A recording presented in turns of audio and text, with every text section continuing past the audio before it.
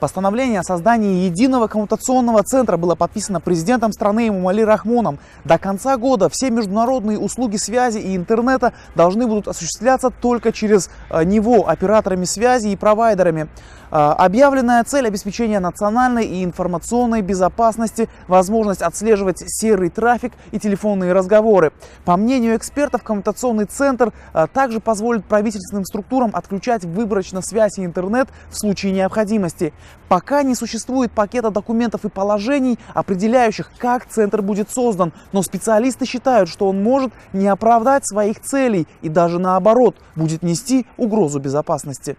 Это делается во благо информационной безопасности, но возникает вопрос, как это может быть во благо, если мы всех провайдеров, всех операторов службы мобильных привязываем к одной сети, пропускаем через одну сеть.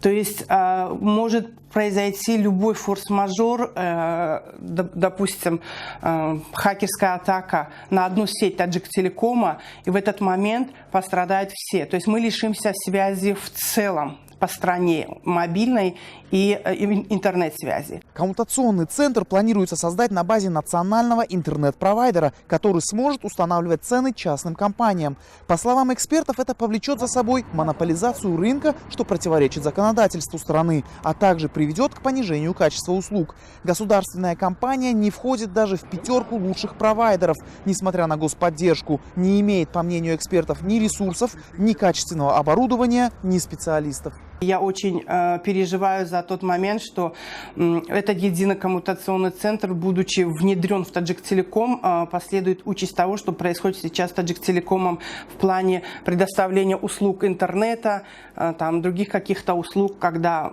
сервис, мягко говоря, не очень-то хороший. Создание единого центра также требует больших финансовых расходов на закупку и установку специального оборудования. Интернет-провайдеры называют сумму как минимум в $50 миллионов. Расплачиваться за это придется, скорее всего, простым пользователям, которые в большинстве своем недовольны и нынешними ценами и качеством соединения. Цены высокие, при этом скорость низкая. Качество не отвечает стоимости услуг. Да, есть интернет, Telecom Technology, стоит 200 самон в месяц. Вас устраивает цена и качество услуг, то есть мощность интернета? Относительно. Почему? Ну, иногда интернет отключают, скорость низкая бывает.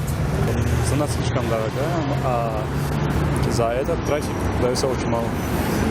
Пример приведите. Пример. Ну, я плачу 80 самонов, 5 гигабайтов. Вот это уже ничего нет. То есть фильмы не посмотришь? Нет, только работаешь и все. 56 сомона, 2 гига покупаю, она тоже нормально хватает. Ну, а почему интернет получше себе не подключите? Побольше? Ну, дорого.